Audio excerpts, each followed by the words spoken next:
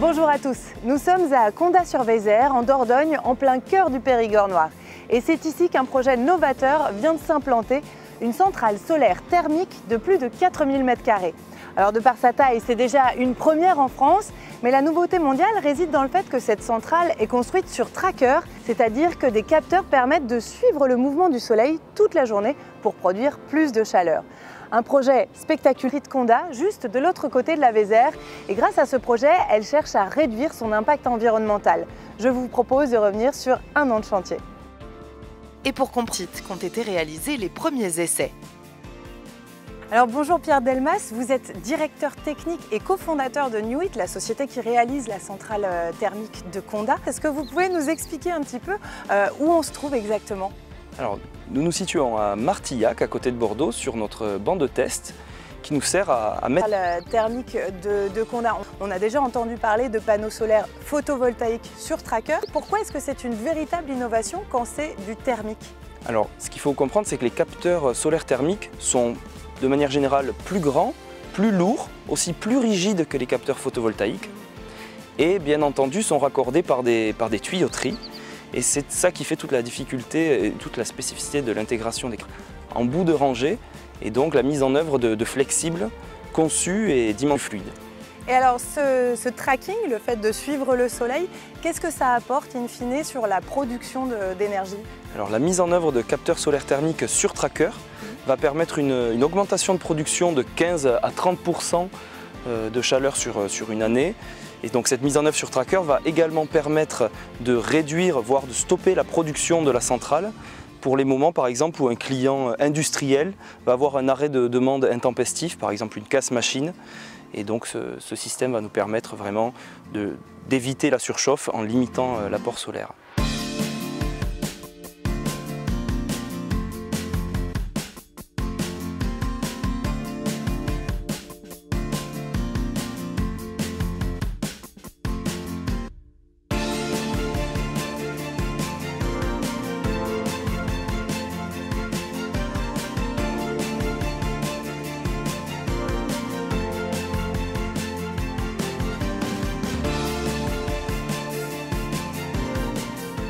« 24 heures sur 24, 7 jours sur 7, l'usine à papier Condat de l'Hecta produit chaque année 450 000 tonnes de papier.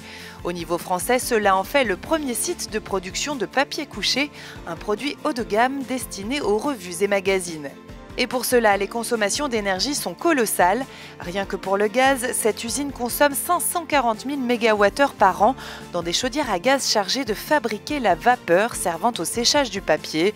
C'est l'équivalent de la consommation de 35 000 logements. Bonjour Marion. Est-ce que vous pouvez m'expliquer un petit peu ce qui a motivé la papeterie de Condat à se lancer dans ce projet ?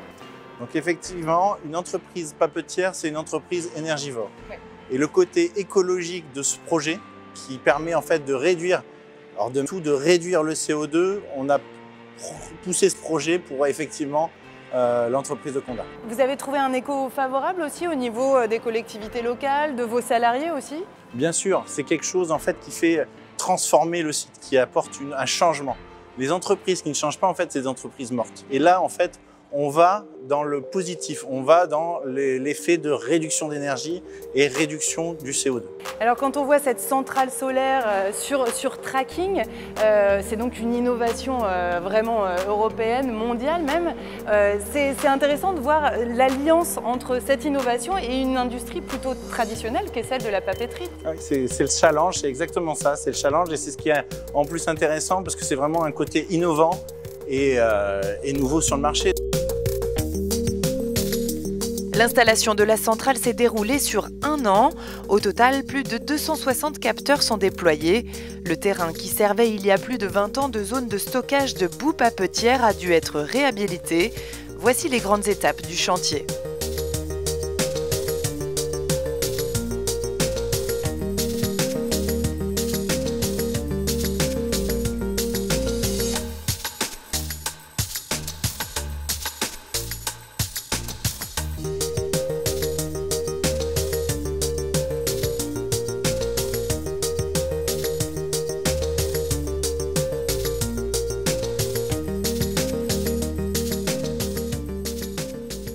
Alors Jean-Pierre André, en tant que responsable énergie de la papeterie de Condat, est-ce que vous pouvez nous expliquer comment cette centrale solaire a pu s'intégrer à votre procédé industriel ? Un des points de toute façon de base de la réflexion avec eux, c'était de travailler et d'avoir une installation, eh bien ça n'aura pas d'impact sur notre procédé à nous. Donc le point d'utilisation a vite été identifié comme étant un réchauffage de l'eau déminéralisée qui nous sert ensuite à fabriquer la vapeur pour le process. Alors quels sont les gains attendus? Est-ce que vous avez déjà une idée de ce que ça va vous apporter comme avantage? Les gains ils sont au niveau bien sûr de la consommation énergétique, donc en gros 4000 MW par an de gaz en moins de consommer. Et notamment l'intérêt était de baisser les émissions de CO2.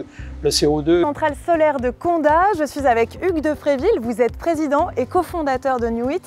On se rend bien compte avec ce genre de projet à quel point les énergies renouvelables ont des débouchés larges. De l'énergie est consommée sous forme de chaleur.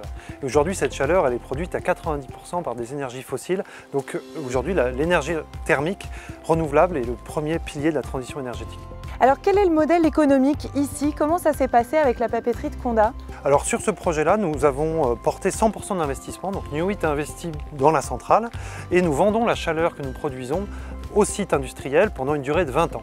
Donc le site s'engage à racheter la chaleur pour qu'on puisse amortir notre investissement initial. Et alors quel est l'avenir de ce type de projet? Est-ce que ça peut être duplicable?